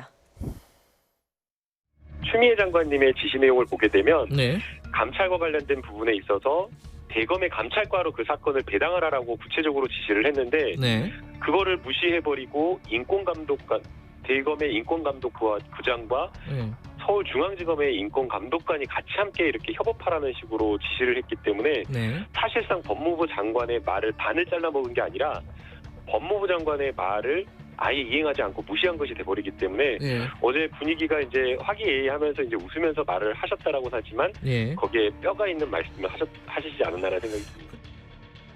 예, 이 발언을 종합해 보면 이제 윤 총장이 상위 부서인 추 장관의 지시에 당연히 따라야 된다라는 주장입니다. 이에 대해서는 어떻게 보십니까? 사실 한명숙 전 총리의 위정교사 진정 사건 자체는 이거 지금 그러니까 대검에서 사실 맨 처음에 이걸 들여다본 부서는 그러니까 대검의 그 감찰부서였거든요. 감찰부였거든요. 그 부분과 관련해서 그 윤석열 총장이 이건 서울중앙지검의 인권감독관으로 넘겨라 그렇게 이야기가 되었던 겁니다. 그 과정에서 이 대검 감찰부장은 사실은 지금 검사 출신이 아니고 이 판사 출신이 이 외부에서 온 셈이죠. 그렇기 때문에 어떻게 보면 그동안의 대검의 부장들이 이 윤석열 총장의 직계들로 이렇게 구성되어 있었는데 이분만 좀 특이하게 이제 외부에서 와 있었기 때문에 상당히 좀 독자적인 목소리를 내고 있었다. 그런 측면에서 본다고 한다면 윤석열 총장 입장에서는 아마 이 지금 대검의 감찰부가 하는 부분에 대해서 상당히 아마 신뢰하기 힘들다. 그렇기 때문에 아무래도 자신의 입김이 같이 좀 셀 수 있는 그 서울중앙지검의 인권감독관실로 넘겨라고 이야기를 했던 부분이 있다고. 그런 부분들이 어떻게 보면 사실은 이 지금 그러니까 기존의 그 검찰의 잘못된 수사 관행을 보호하려는 듯한, 옹호해 주려는 듯한 그런 모습으로 아마 그 법무부는 판단을 한 것 같아요. 그렇기 때문에 이 법무부 장관은 대검 감찰부에서 바로 계속적으로 조사를 하라고 이 지시를 했던 것인데, 이걸 갖고 지금 윤석열 총장이 지금 서울중앙지검의 지금 인권감독관실하고 같이 협업을 해서 해라고 하니까 이 지금 이 추미애 장관 입장에서는 나 이 지시의 절반을 잘라 먹었다고 이야기를 할 수밖에 없는 상황인 것 같아요. 그러한 부분들에 대해서는 뭐 저는 이 지금 사실 이 정확하게 판단하기는 쉽지 않은 상황이긴 합니다만, 그러나 애초 이 지금 진정 사건을 먼저 들여다봤던 부분이 상당히 나름대로 이 지금 중립성과 객관성을 담보할 수 있는 대검의 감찰 부서에서 했다고 한다면 이 부분과 관련해서 그러니까 뭐 윤석열 총장이 그렇게 지시는 할 수 있어요. 지시는 할 수 있지만 법무부가 굳이 나서서 이걸 갖다가 종전처럼 그러면 대검 감찰부서 하라고 한 부분까지 그걸 갖다 무시하면서 자신이 지금 이야기했던 서울중앙지검의 인권감독관실하고 협업하라는 식의 이야기는 제가 생각해서는 일종의 항변처럼 보이는 것은 사실인 것 같습니다. 예. 뭐 민주당 의원들이 뭐 윤석열 총장을 직접 겨냥해서 좀 릴레이 비판이 이어지면서 뭐 앞서 이해찬 대표는 좀 함구령을 내리기도 하지 않았습니까? 그런데 이제 민주당 내에서 이런 비판들이 계속 나오는 게 오히려 윤석열 총장의 정치적인 체급을 좀 높인다. 또 이런 지적도 있거든요. 사실 우리나라 그 재헌헌법 이후에 그 검찰총장과 법무부 장관 이 관계를 어떻게 규정했냐면요. 사실은 지금 외청장 중에서 임기가 있는 청장은 검찰총장밖에 없습니다. 그리고 또 인사 문제와 관련해서 서로 어떤 면에서 의논해서 하라고 규정된 게 사실은 법무부 장관, 검찰총장 관계밖에 없어요. 왜 그렇게 했습니까? 결국은 이제 검찰이라는 조직 자체가 준사법기관이기 때문에 그 준사법기관의 공정성과 독립성을 보장해 주기 위해서 그런 장치들을 마련하고 있는 거거든요. 예를 들어 미국같이 법무부 장관이 검찰총장 경임하면 이런 문제가 있을 필요가 없어요. 근데 지금 미국에서 어떤 일이 벌어지고 있습니까? 결국은 트럼프 대통령 측근들을 수사하는 지검장들을 다 지금 경질시키고 있는 거 아니겠어요? 그래서 우리나라의 지금 재헌헌법을 만든 우리 건국의 아버지들은 그런 것들을 어떤 면에서 보면 서로 견제할 수 있게끔, 또 그렇지만 또 어떤 면에서 보면 인사권과 수사지휘권이라는 그런 무기를 가지고 법무부 장관은 검찰총장에 해서 구체적인 사건에 대해서는 검찰총장을 통해서만 지휘할 수 있도록 그렇게 만들어 놨습니다. 그게 뭐냐면 결국은 검찰이라는 조직이 중립적으로 뭔가 수사를 하라고 만들어 놓은 것이거든요. 자, 그 큰 틀 자체를 우리가 인정한다고 하면 지금 추미애 장관이 이야기했듯이 내 명령을 안 따른다라고 이야기하는 것은 그는 검찰과 법무부 장관의 관계를 상당히 무시하는 이야기죠. 왜냐하면 지금 제가 말씀드렸듯이 무조건 예를 들어서 법무부 장관이 검찰에 그냥 다 지시할 수 있는 게 아닙니다. 그렇기 때문에 검찰총장을 통해 지시할 수 있는 건데, 그리고 지금 1차적인 감찰권과 수사 배당권 자체는 검찰총장이 갖고 있어요. 그러면 만약 이 문제가 부당하다고 이야기를 하면 그러면 법무부 장관은 검찰총장을 감찰하면 됩니다. 자, 지금 추미애 장관 저렇게 말할 게 아니고 그러면 윤석열 총장을 감찰해야 됩니다. 감찰해서 문제가 있으면 감찰 결과를 해서 윤석열 총장도 검사기 때문에 그러면 거기에 따르는 징계를 내리면 되는 거거든요. 그러면 윤석열 총장을 경질시킬 수가 있어요. 왜 그건 안 하는지 모르겠어요. 저렇게 밖에 나가서 매일같이 저렇게 검찰총장을 비난하면서 왜 자신이 가지고 있는 권한은 행사 안 하는지 모르겠어요. 그러면 결정을 내려야죠. 그리고 또 수사지휘권도 있습니다. 그러면 그거 자체가 감찰부에 잘못 갔다고 생각한다면 수사지휘권 행사하면 됩니다. 그 수사지휘권 행사하지 않고 왜 내 명령을 잘라먹었냐 이렇게 이야기하기 전에 본인이 그 사건에 대해서 타당치 않다고 생각한다면 수사지휘권 행사하면 돼요. 근데 그걸 굳이 행사하지 않으면서 자꾸 저렇게 비난하는 거는 저는 오히려 어떤 자신이 가지고 있는 권한을 행사하지 않는 게 아닌가 그런 생각도 듭니다. 예. 추 장관의 또 이런 발언은 어떻게 보십니까? 검찰 개혁은 검찰만 할 수 있는 게 아니라 황운하 의원 같은 사람이 해도 된다 이렇게 언급을 했는데, 어떻게 보면 일선 검사들의 좀 자존심을 건드릴 수 있는 문제일 수도 있을 것 같습니다.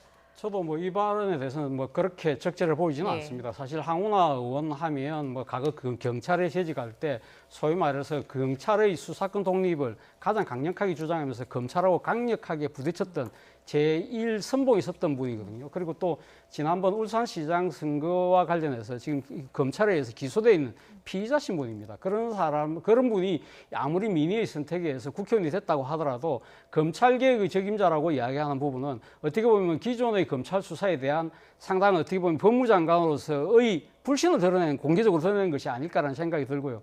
그리고 또 자칫 이것이 또 잘못 비칠 경우에는 검찰과 경찰 간의 또 아주 해묵은 기존 갈등을 덜쳐내는 그러한 이 발단이 될 수 있다는 측면에서 본다고 한다면 추미애 장관이 어제 초선 의원들과의 그 공개된 자리에서의 이야기를 하면서 특히 황운하 의원을 꼭 집어서 검찰개혁의 적임자라고 축켜 세우는 것은 말 그대로 검찰에 대한 일종의 대단한 불신을 지금 드러내고 있는 것이 아닐까 하는 생각인데요. 저는 앞서도 좀 말씀드렸습니다만 어제 그 추미애 장관이 이 그 국회의원회관에서 국회에서 열린 이 여당 초선 의원들과의 이 간담회 자리에서 저는 상당히 잘못했다고 생각하는 부분들은 지금 검찰에 대한 일종의 나름대로의 법무장관으로서 감독권을 행사하고 있고 지휘권을 행사하고 있는 것인데 이러한 부분들도 상당히 나름대로는 일종의 원리와 원칙을 따를 필요가 있다는 겁니다. 과거 심재륜 전 고검장이 계셨어요. 그분이 중수부장을 또 하시고 상당히 수사에 대해서 아주 해박한 지식을 갖고 계신 분인데 이분이 수사 10결이라는 걸 이야기했습니다. 검찰 수사들이 그러니까 수사를 하는 과정에 있어서 이 지켜야 될 10가지 비결이 있는데 그중에 제가 대표적으로 꼽으면 칼을 찌르되 비틀지 말라고 그랬거든요. 자, 그러니까 지금 제가 앞서도 말씀드린 대로 지금 검찰총장이 하고 있는 여러 가지 이 행태 자체가 잘못되어 있다는 부분은 저는 뭐 분명히 그 부분에 대해서 앞서도 말씀드린 것처럼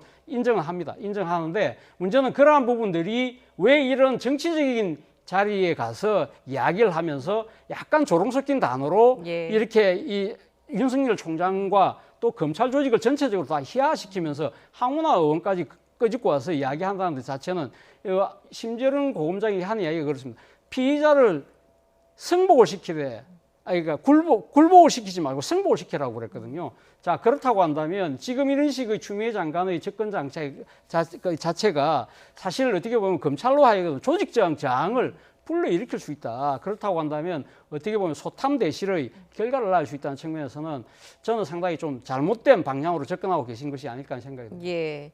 자, 윤석열 총장을 직접 겨냥한 이런 발언들 보수 야당 공격의 빌미가 될 수 있기 때문에 앞서 여당 내에서는 윤 총장의 거취에 대해서 함부령이 내려지기도 했었는데요. 아니나 다를까 오늘 야당은 집중 푸아를 퍼부었습니다. 발언 듣고 오시죠. 국민들이 여당에 177석을 몰아준 것은 민주주의 기본 원칙을 파괴하라고 준 것이 아니다. 민주주의를 훼손하는 것은 우리 헌법 정신에 맞지 않다. 1년 전 살아있는 권력을 제대로 수사하라는 발언이 진심이었는지 아니면 말 잘 들으면 좋게 지나갈 텐데 지시를 잘라 먹었다는 장관의 말이 대통령의 뜻인지 분명히 정리해 주십시오. 국민들은 추미애 장관의 발언이 문 대통령의 뜻을 대신 받들고 말하는 것이라 해석하게 될 것입니다. 장관을 신임하신다면 총장을 해임하시면 됩니다.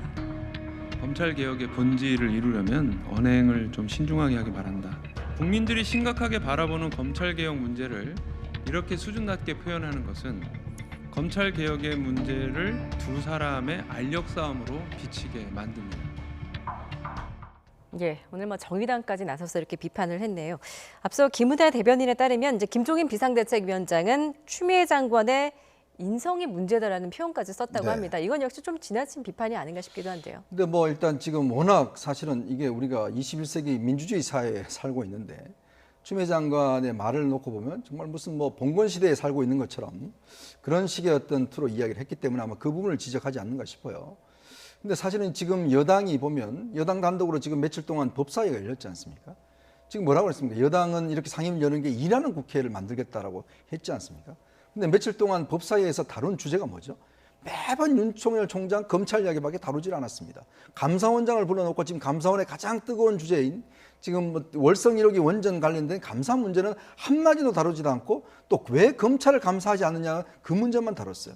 또 그 자리에 지금 추미애 장관이 나가서 또 윤석열 총장을 이야기를 합니다. 자, 그러니까 지금 이런 그 국민들의 시선을 보면 그러면 저렇게 의석을 많이 가져서 한 이유가 뭐냐?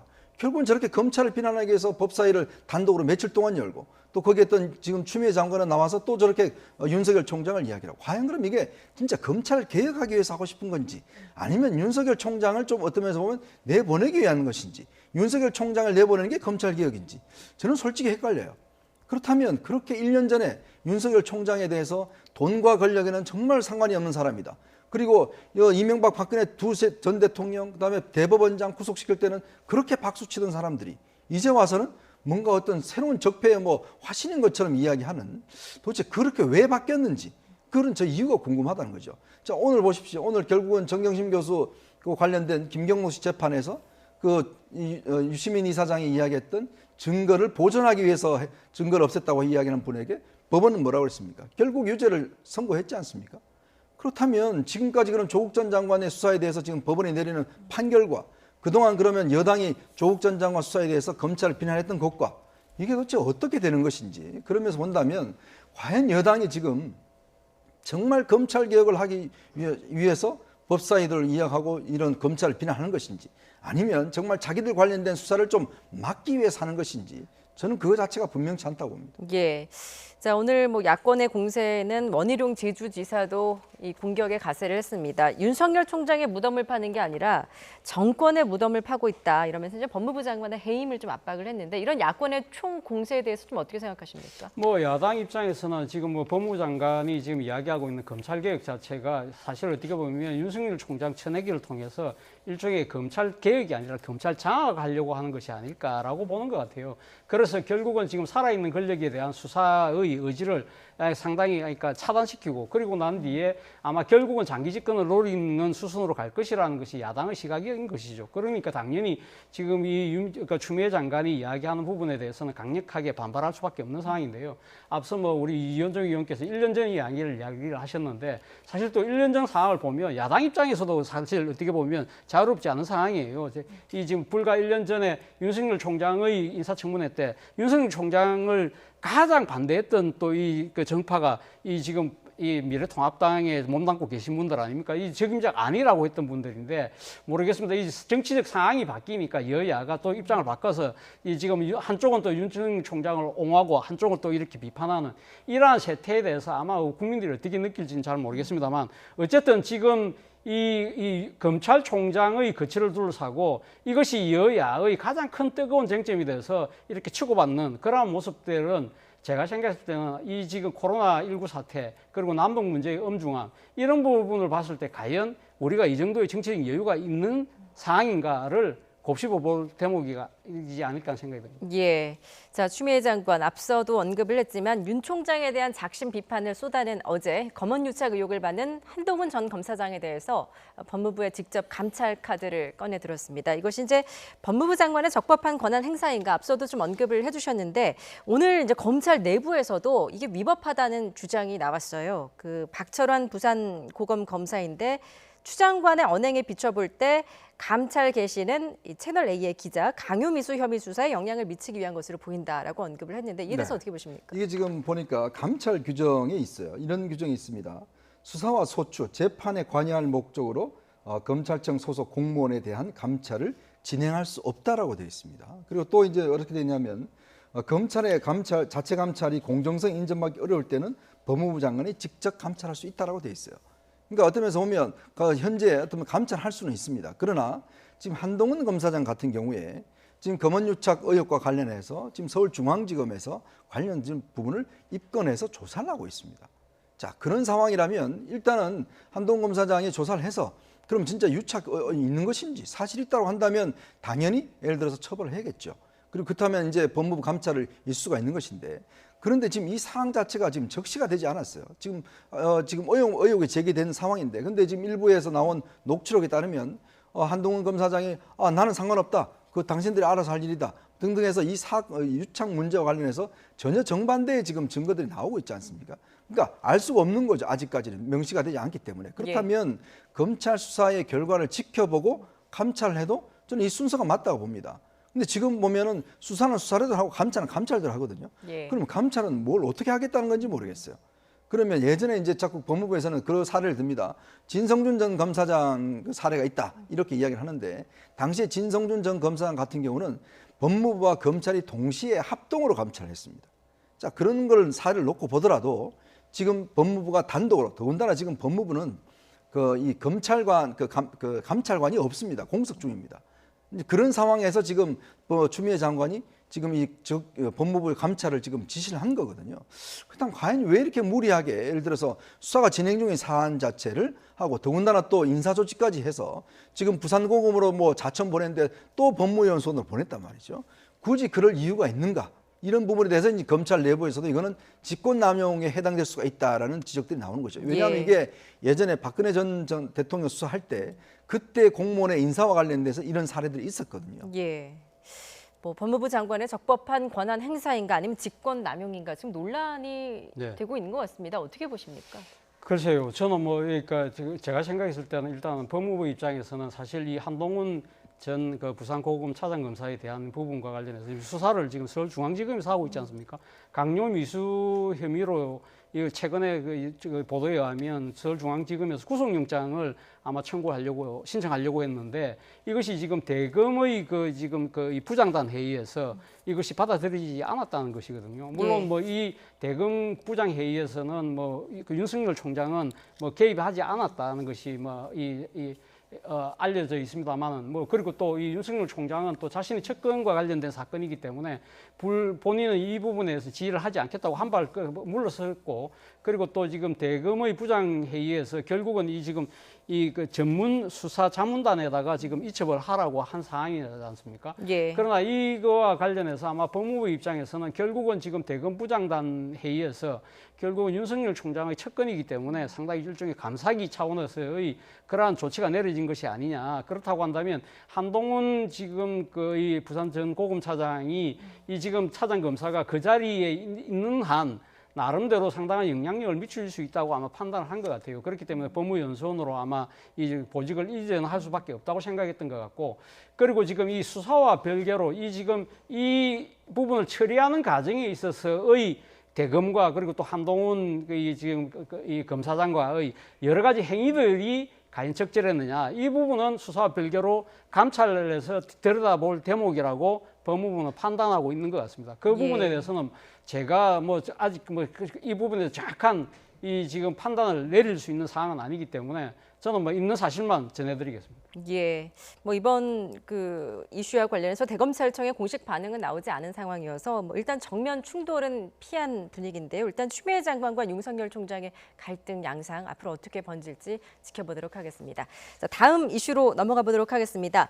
인천국제공항 직고용을 둘러싼 논란 연일 계속되고 있는데요. 정치권도 정규직 전환 논쟁에 가생하면서 쟁점으로 떠오르고 있습니다. 영상 함께 보시죠.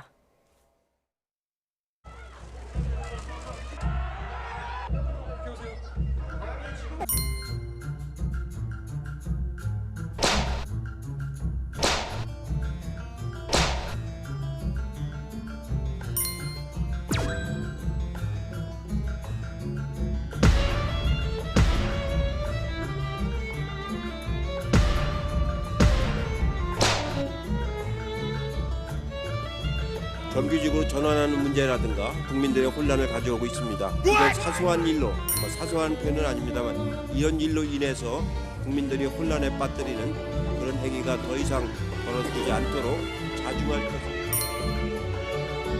조국 사태에서 아빠 찬스에게 좌절한 젊은이들에게 인공국 사태의 물바 찬스는 절망을 느끼게 하고 있습니다. 공공기관 취업은 공정한 경쟁과 투명성의 생명입니다. 청년들의 분노는 이러한 룰이 지켜지지 않고 불공정과 반칙이 자행됐기 때문입니다.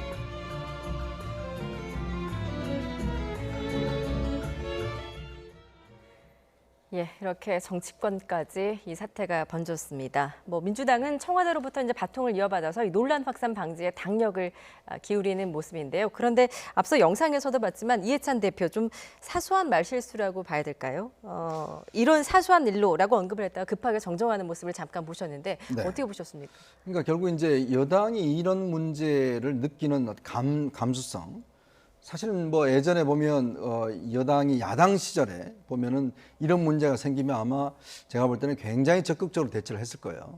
또 정부를 많이 비난했을 텐데 이제 어쩌면 여당이 되다 보니 이제 좀 어떤 면에서 보면 기득권이 된 거 아니겠습니까?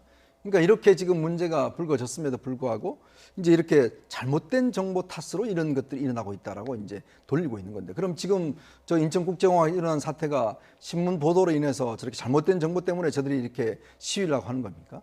저는 그래서 이 문제를 어떤 정말 뿌리를 못 보고 있다는 생각이 들어요. 결국 이제 이 사태의 출발점은 2017년도 5월 달에 문재인 대통령이 취임을 하면서 결국 이제 당시 민주당의 공약으로 비정규직의 어떤 정규직화를 내걸었지 않습니까? 근데 이게 사실은 우리 사회가 점점 복잡다단해지면서 사실 고용의 형태가 굉장히 다양해지고 있습니다. 이제 그렇다 보니 지금 민주당의 프레임은 비정규직은 잘못이고 정규직은 옳다. 이렇게 이 프레임을 가다 보니까 당시에 처음으로 인천공항 그 국제공항을 방문해서 비정규직의 정규직화를 하겠다고 약속을 했잖아요. 그게 바로 5월 12일입니다.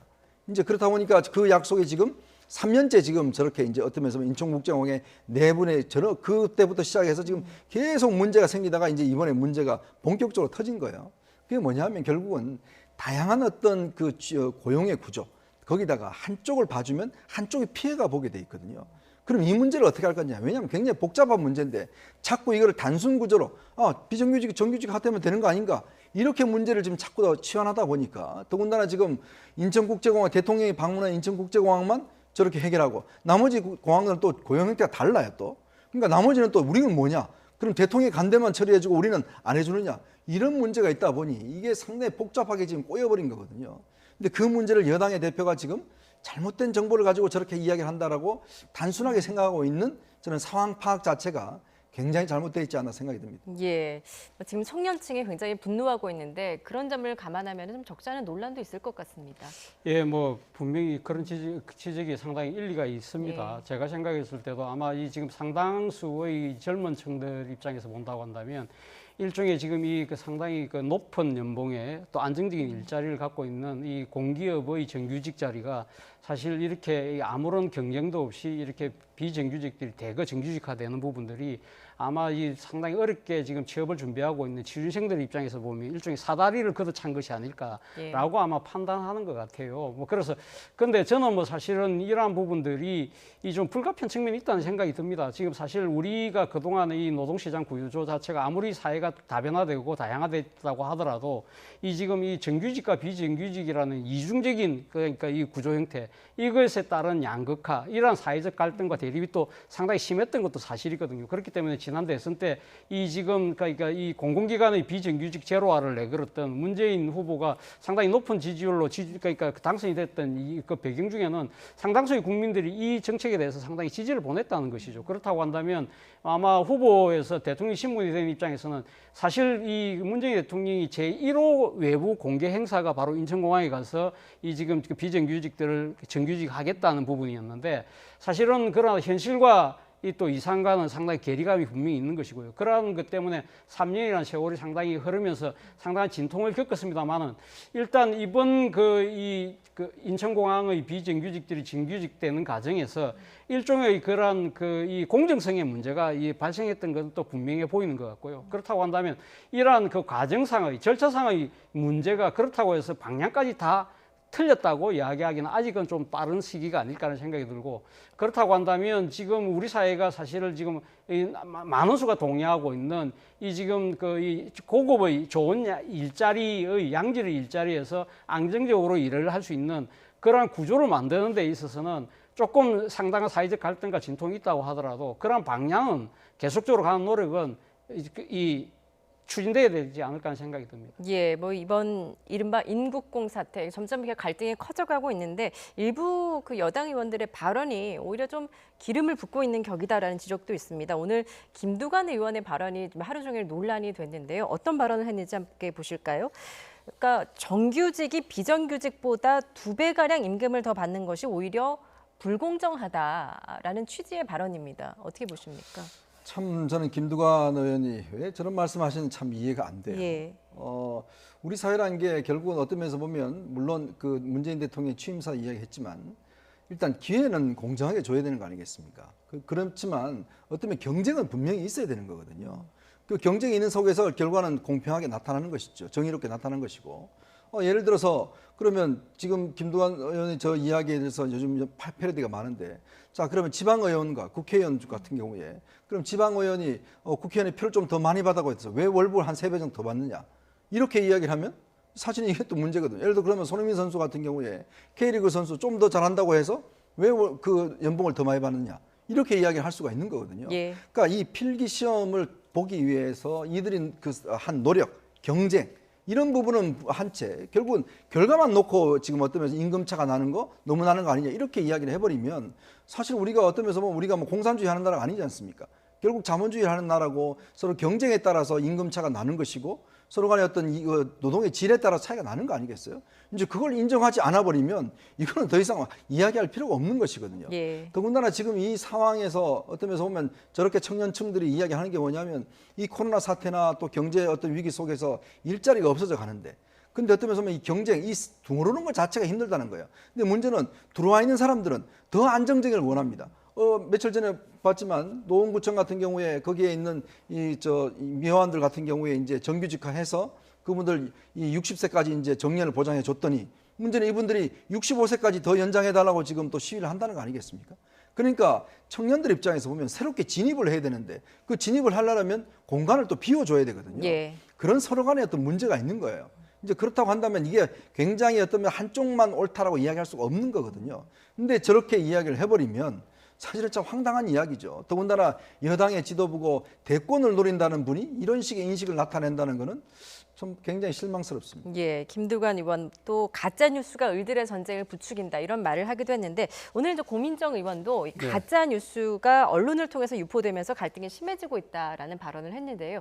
여당 의원들이 이제 어떻게 보면은 그 집권 여당의 책임을 좀 전가하고 있다라는 비판도 지금 나오고 있거든요. 예, 뭐 여당 의원들 입장에서는 사실 이 지금 가짜 뉴스라는 부분이 뭐 전혀 터무니없는 주장은 또 아닙니다. 예. 왜냐하면 이번에 지금 인천공항에서 정규직으로, 그러니까 지금 비정규직에서 정규직으로 그러니까 전환되는 분들이 졸지에 3,800만 원 연봉에서 5천만 원까지 연봉이 올라간다든지, 뭐 저는 또 이 지금 다 모든 사람들이 전부 다 또 이 정규직으로 전환된다든지 그런 것이 아니라는 것이죠. 그러니까 지금 임금 부분 같은 경우도 기껏해 한 200만 원 정도 더 올라가고, 물론 뭐 복지 부분에 있어서는 상당히 개선되는 건 사실이긴 합니다만, 그렇기 때문에 임금이 갑자기 그렇게 뛴다는 부분, 그리고 또 하나는 이 지금 인천공항이 지금 이 보안 노조 같은 경우가 지금 알바생들 모집한 것처럼 이렇게 잘못 알려져 있는 부분도 아니라는 것이죠. 상당히 이 지금 이분들도 지금 채용되는 과정에서 한 1년 정도의 교육과 그런 과정을 거쳤기 때문에 그런 알바도 아니라는 것이고, 그리고 또 뭐 이런 여러 가지 잘못된 부분들이 상당히 어떻게 보면 청년층들의 분노를 자극하고 있는 측면이 분명히 있는 것이죠. 그래서 일부 언론 같은 경우는 이런 표현을 쓰더라고요. 20대 청년들의 목소리를 듣는 척하면서 오히려 그 20대 청년들의 자극하고 분노를 시켜서 오히려 이러한 이 지금 비정규직의 제로와 그러니까 이 부분의 그런 좋은 취지를 왜곡하고 있다. 그런 또 이 시각이 또 있는 것이거든요. 그런 측면에서 본다고 한다면 여당 의원들 입장에서는 상당히 좀 이런 잘못된 보도를 기반으로 해서 사회적 분노를 일으키는 그러한 행태에 대해서 강하게 질타를 하고 싶은 것이 분명히 있겠죠. 그러나 앞서 이 지적하신 것처럼 뭐 김두관 의원이 이야기한 것처럼 뭐 지금 정규직과 비정규직의 임금이 2배 차이가 난다. 그러한 식의 접근 방식은 오히려 더 이 분노한 청년들을 더 좀 어떻게 보면 염장을 지르는 그러한 측면이 있다는 측면에서는 사실 조금은 접근 방법 자체가 좀 더 신중할 필요가 있지 않나 생각도 듭니다. 예. 다만 이제 여당 내에서는 이제 공공기관의 정규직 전환 방법을 두고 좀 신중론도 나오고 있는데요. 오늘 김혜영 최고위원의 발언 들어보시죠.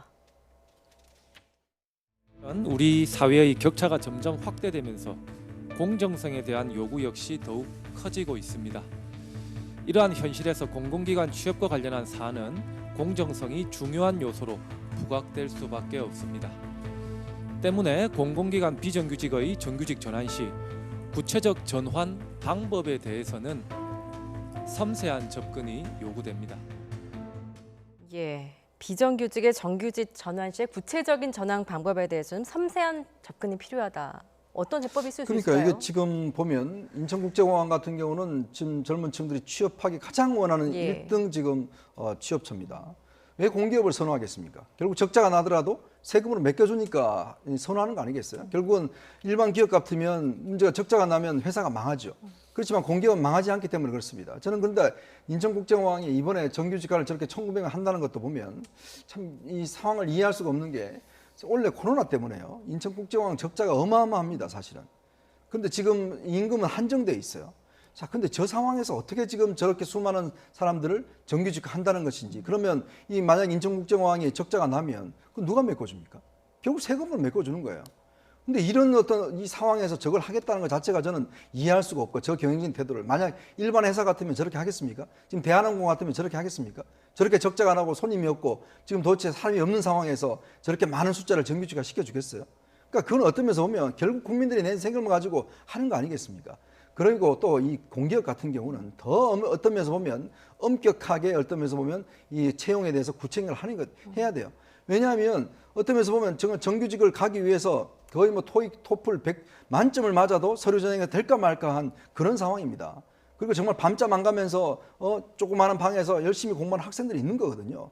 그럼 그 학생들에 대해서는 기회를 줘야 되거든요. 예. 그러니까 그렇다면 그런 부분에 대해서 이쪽이 눌러주면 이쪽이 피해를 보는 이런 방식보다는 좀 더 세심하게 해야 되는데, 저는 인천국제공항이 저렇게 성급하게 한 이유는 결국은 대통령 공학 사항이니까 이게 왜 빨리 안 되냐. 그러니까 결국은 3년 만에 어떤 면에서는 저렇게 하는 게 아니냐. 저는 제일 황당했던 게 2015년도 5월 10일 이전과 이후의 취업자들을 다르게 취급하겠다는 저는 그 발상 자체가 너무나 좀 황당했습니다. 왜냐하면 2017년 5월 12일 같은 경우는 대통령이 방문한 날이에요.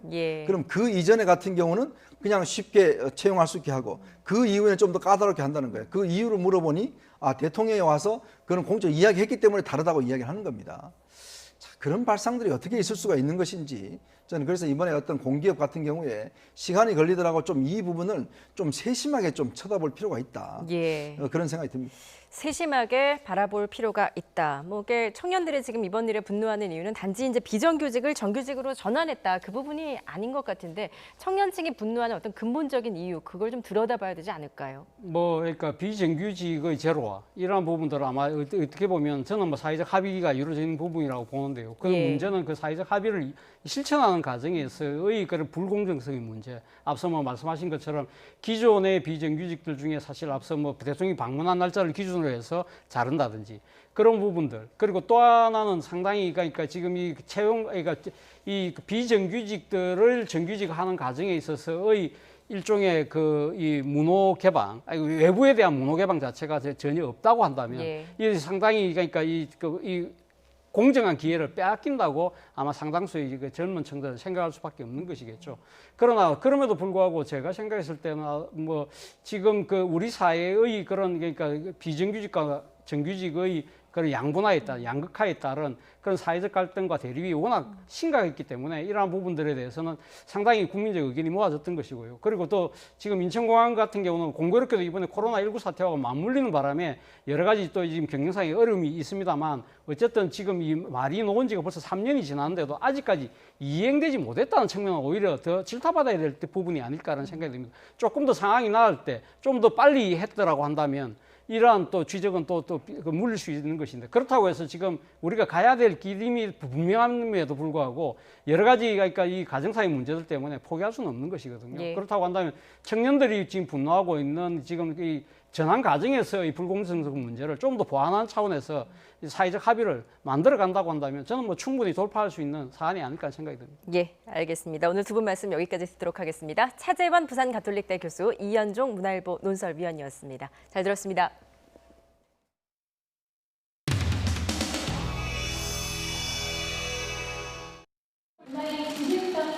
접속을 하시면 되는데요. 발표가 지금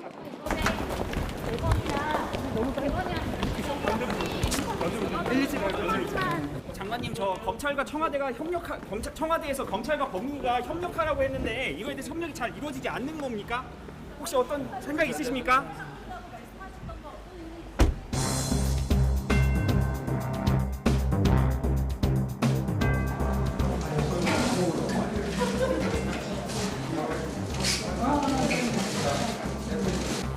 초선 의원님 가운데 물어보니까 준비를 아주 조리 있게 잘하신 분은 밤을 새셨다고 하더라고요. 김땡국, 김땡민 이렇게 얘기하면 물불을 가리지 않는다고 이제 이 스타르크라고 이름이 닉네임이 붙여져서 네, 문정보 의원실로 찾아가겠죠. 열심히 경청해주고. 지금 녹음기 빼간 분은 조금 후회할 거야. 저의 지시를 어기고, 그죠?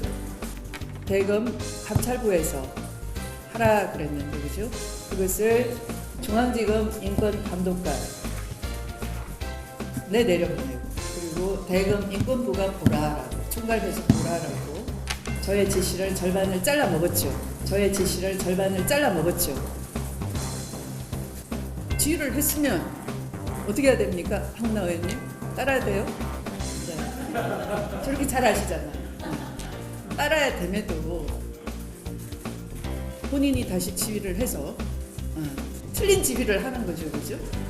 장관의 말을 겸허히 들으면 좋게 지나갈 일을 세상 지휘랍시고 해가지고 일을 더 꾸미게 만들었어.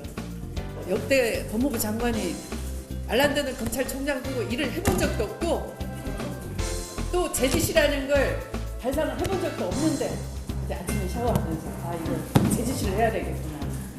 눈치 있는 문정보 의원 박수를 치네요.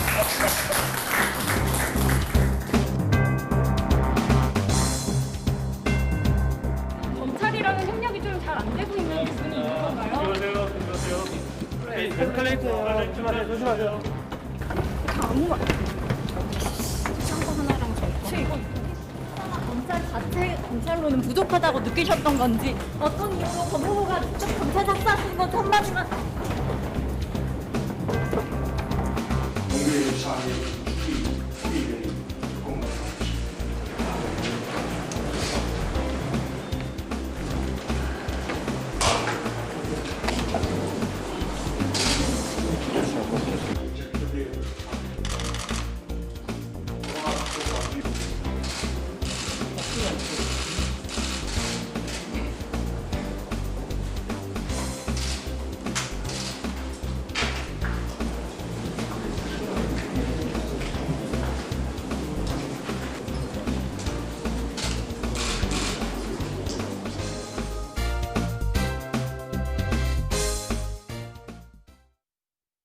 메이킹!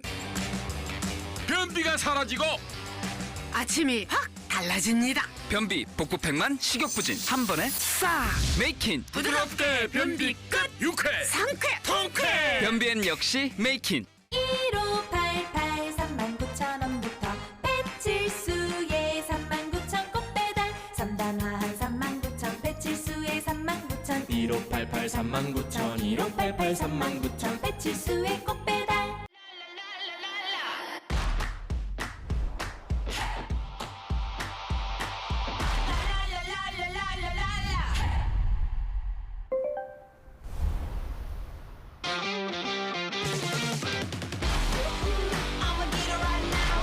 바람은 없는데 완전 시원하네. 에어컨은 할 수 없다. 무풍만이 할 수 있다. 삼성 무풍 에어컨.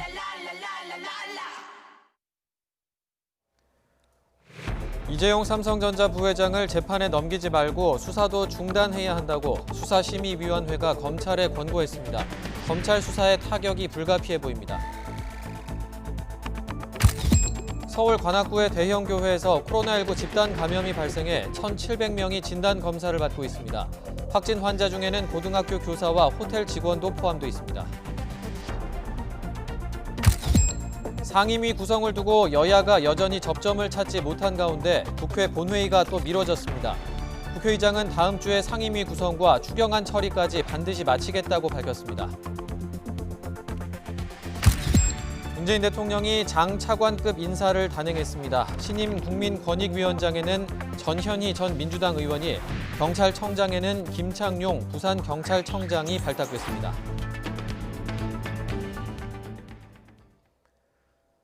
경영권 승계 의혹과 관련해 이재용 삼성전자 부회장의 수사를 중단하고 재판에도 넘기지 말아야 한다는 수사심의위원회의 권고가 나왔습니다. 검찰 외부 전문가들로 구성된 심의위는 9시간 회의 끝에 표결로 이런 결론을 내렸습니다. 검찰 수사에 타격이 불가피해 보입니다. 박석영 기자입니다. 이재용 삼성전자 부회장 경영권 승계 의혹 수사에 대한 검찰 수사심의위원회의 최종 결론은 수사 중단과 불기소 권고였습니다.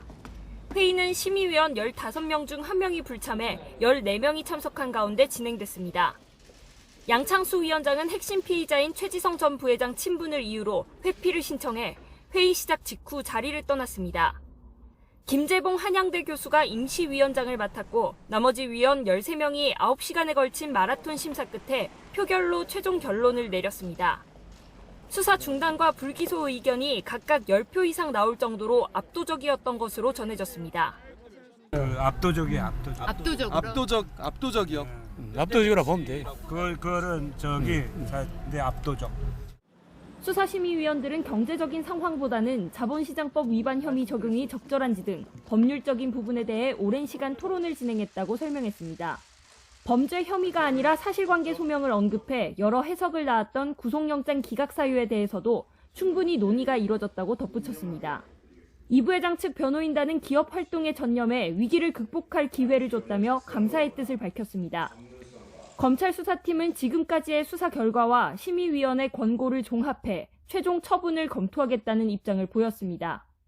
하지만 이번 권고는 1년 7개월 넘게 수사를 이어온 검찰 수사팀에 적잖은 부담이 될 것으로 보입니다. 위원회 권고에 강제력은 없지만 관련 규정에는 존중해야 한다고 명시돼 있습니다. 앞서 열린 8차례 수사심의위 결과에 대해서도 검찰은 모두 권고안을 따랐던 만큼 수사팀의 고심도 깊어질 것으로 보입니다. YTN 박서경입니다. 검찰이 종합편성 채널 출범 당시 자본금을 편법 충당한 혐의로 기소된 MBN 임원들에게 실형을 구형했습니다. 검찰은 서울중앙지방법원에서 열린 결심 공판에서 이유상 부회장에게 징역 3년을 구형했습니다.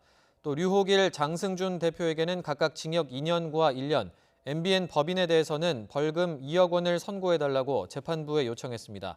이들은 지난 2011년 종편 출범 당시 최소 자본금 3천억 원을 채우기 위해 임직원 명의로 550억 원을 차명 대출받아 회사 주식을 사게 한 뒤 이를 은폐하려 분식 회계를 한 혐의 등으로 기소됐습니다. 더불어민주당 정정순 의원의 선거 회계 부정 의혹을 수사하고 있는 검찰이 정 의원의 사무실을 압수수색했습니다. 청주지방검찰청은 오늘 오전 청주에 있는 정 의원 지역 사무실에 수사관을 보내 회계 관련 서류 등을 압수한 것으로 알려졌습니다. 앞서 지난 11일 4.15 총선 당시 정 의원 선거 캠프 회계 책임자 A씨는 정 의원을 고발하면서 회계 부정 의혹과 관련한 자료와 휴대전화 녹음 파일 등을 검찰에 제출했습니다. 여야가 끝내 상임위 구성에 합의하지 못하면서 박병석 국회의장이 국회 본회의를 다시 연기했습니다. 오는 29일에 본회의를 열고 다음 주 안에는 반드시 3차 추경안을 처리하겠다고 밝혔는데 가뜩이나 촉박한 추경안 심사 시간이 더 짧아졌습니다. 나연수 기자입니다. 국회 원구성을 위한 본회의가 예정돼 있었던 금요일, 여야 원내 지도부는 의장실을 분주히 오가며 막판 협상에 나섰습니다. 잠정 협상 대기 중입니다. 오늘 본회의 열리나요? 계속 논의 중이고 결론에 이르지 못했습니다. 더 논의하기로 했습니다. 그러나 본회의는 오는 29일로 또 미뤄졌습니다. 여야 이견 속에 더불어민주당은 3차 추가 경정 예산안의 시급성을 들며 국회의장의 결단을 촉구했지만 박 의장은 다시 한번 여야 합의를 지시했습니다. 야당이 상임위원 명단을 제출하지 않는 상황 속에 여당 손을 들어줄 경우 정치적 부담이 큰 점도 작용한 것으로 보입니다. 주말 동안에 국회의장 주재로 마지막 협상이 있을 예정입니다. 의장께서는 이번 회기 내에 반드시 추경을 처리하겠다고 밝히셨습니다. 문제는 3차 추경안 처리까지 시간이 얼마 없다는 점입니다. 이번 임시국회 회기는 다음 달 4일까지, 월요일 상임위원장 선출 직후부터 닷새 안에 3차 추경안 심사를 마무리해야 하는 셈입니다. 앞서 1차 추경 심사 기간은 일주일, 2차는 3일이 걸렸지만 이번 3차 추경은 35조 3천억 원, 역대 최대 규모인데다 긴급재난지원금 지급을 위한 2차 추경과 달리 사업 내용이 많고 복잡합니다. 여기에 통합당은 3차 추경안의 세부 내역을 따져 불필요한 예산을 걸러내겠다며 벼르고 있어서 정부와 여당의 뜻대로 심사가 일사천리로 진행되지는 않을 전망입니다. 국회 예산정책처 역시 단기 일자리 사업이 과도하고 한국판 뉴딜 사업의 계획이 미흡하다며 국회 심의 과정에서의 보완을 주문하기도 했습니다. 3차 추경이 제때 집행되려면 오는 29일에는 원구성 협상은 결론을 내야 한다는 계산이 나옵니다. 주말 사이 여야가 극적 합의를 이루지 못하면 여당의 18개 상임위원장을 모두 맡길 것인지에 대한 박 의장의 최종 결단에 따라 전국의 향방도 달라질 수밖에 없습니다. YTN 나연수입니다. 문재인 대통령이 장 차관급 인사를 단행했습니다. 신임 국민권익위원장에 전현희 전 민주당 의원을 지명하고 경찰청장에는 김창룡 부산경찰청장을 발탁했는데 두 사람 모두 문 대통령과 과거에 함께 일한 인연이 있습니다. 차정윤 기자입니다. 21대 총선에서 낙선한 더불어민주당 전현희 전 의원이 신임 국민권익위원장에 지명됐습니다. 전 위원장은 치과의사 겸 변호사 출신이기도 한데 각계에서 쌓은 전문성과 다양한 경험으로 사회적 갈등을 해소할 적임자라고 청와대는 밝혔습니다. 재선의원 출신인 전 위원장은 지난 대선 때 문재인 후보 캠프에서 직능 특보단장을 맡았고 문 대통령의 신임이 각별한 것으로 알려졌습니다. 공정하고 투명한 사회를 위한 문재인 정부의 핵심 정책을 차질 없이 추진할 것으로 기대합니다. 다음 달 23일로 임기를 마치는 민감용 경찰청장 후임에는 김창룡 부산경찰청장이 임명됐습니다. 김 후보자는 경험이 풍부하고 조직 내부에 신망도 있어 경찰개혁을 차질 없이 추진할 것이라고 청와대는 설명했습니다.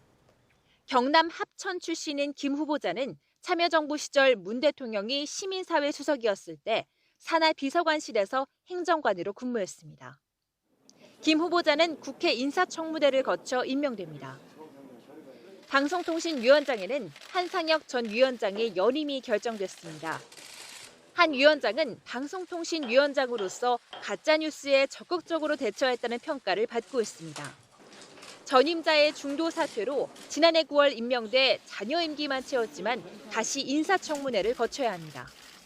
그간의 전문성과 국정 경험을 바탕으로 방송통신, 미디어 분야의 국정과제를 흔들림 없이 추진해 나갈 적임자로 판단했습니다. 국세청장도 교체 가능성이 거론됐지만 이번 인사 발표에서는 없었습니다. 청와대는 언론의 추측 보도였을 뿐이라면서도 국세청장 인사 여부는 인사권자에게 달려있다고 여지를 남겼습니다. YTN 차정훈입니다. 박근혜 정부 시절 친정부 성향의 보수단체 지원을 강요한 혐의로 기소된 김기춘 전 대통령 비서실장에게 파기환송심 재판부가 징역 1년을 선고했습니다.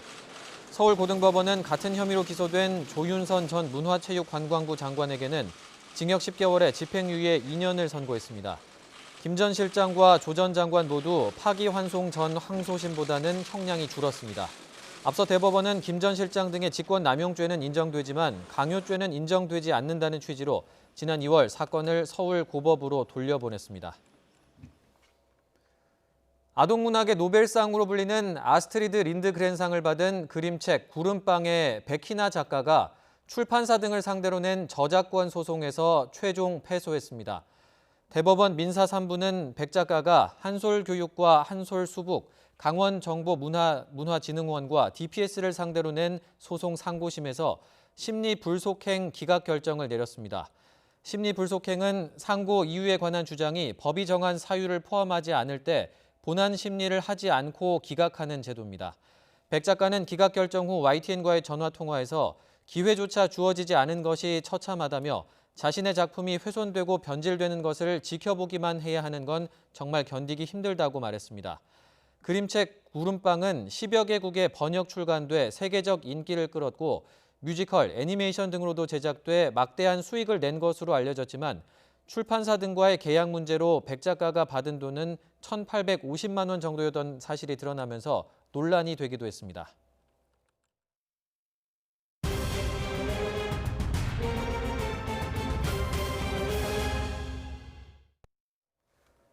서울을 중심으로 한 수도권에서 산발적인 코로나19 감염이 끊이지 않고 있습니다. 서울 관악구에 있는 대형 교회에서 발생한 감염이 고등학교와 시내 호텔로까지 번졌습니다. 구수본 기자입니다. 서울 대형 교회 중 하나인 관악구 왕성교회. 출입문은 굳게 닫혔고 건물 뒤편으로는 띄엄띄엄 긴 줄이 늘어섰습니다. 관악 90번 환자로 이름 붙은 이 교회 교인 31살 여성이 지난 24일 확진된 이후 지금까지 이곳에서 10명 넘는 확진자가 나왔습니다.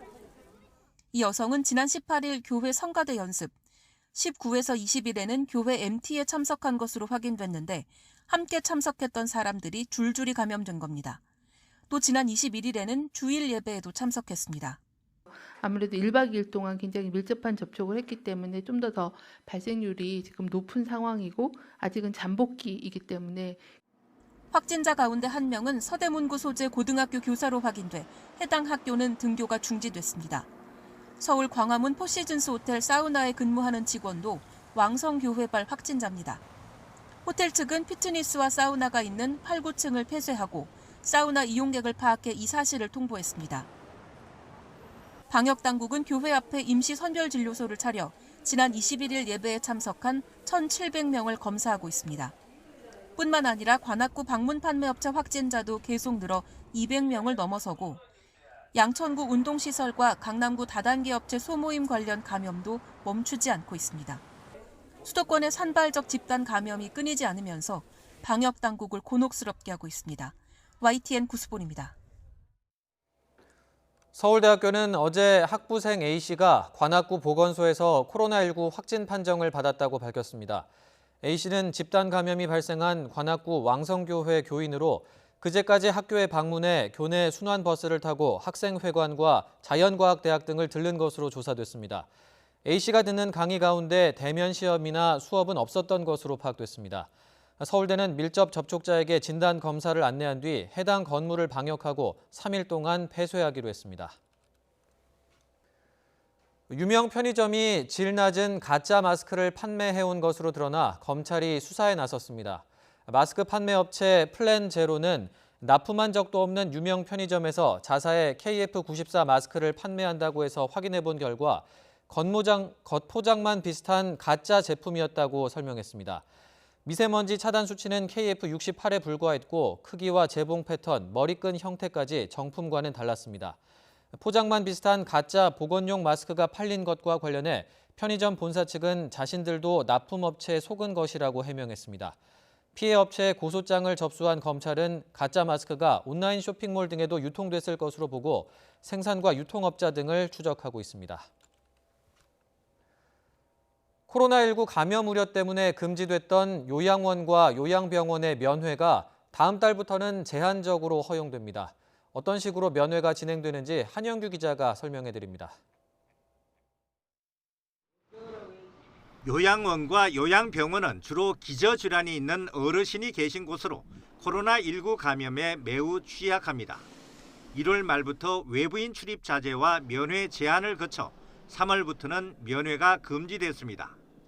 하지만 코로나19가 5달 넘게 장기화하면서 가족을 만나지 못하는 환자와 입소자들이 고립감과 우울감을 호소하는 경우가 많아졌습니다. 이 때문에 다음 달부터 제한적인 방법으로 비접촉 면회가 허용됩니다. 면회는 사전 예약제로 운영하며 병원 또는 시설 내외의 환기가 잘 되며 환자 또는 입소자와 면회객 간 동선이 분리된 별도 공간을 마련하여 실시하여야 합니다. 면회객은 손 소독을 하고 마스크와 비닐 장갑을 착용해야 합니다. 요양기관에서는 발열 체크를 하고 출입 명부를 작성해야 합니다. 환자와 면회객 간의 신체 접촉이나 음식물 섭취는 금지됩니다. 유리문, 비닐 등 투명 차단막을 설치하여 감염을 철저히 차단합니다. 면회 장소는 수시로 소독 및 환기를 실시하고 임종 단계나 누워 계신 와상 환자의 경우 동선이 분리된 공간에서 면회객이 개인 보호구를 착용하고 면회할 수 있습니다. 확진자가 많이 나오는 지역에서는 지자체장의 결정에 따라 면회 금지를 계속 유지할 수도 있습니다. 요양시설 면회에 관한 세부 지침을 마련하고 코로나19 발생 상황과 거리 두기 단계에 따라 면회 수준을 조정할 예정입니다. YTN 한윤규입니다.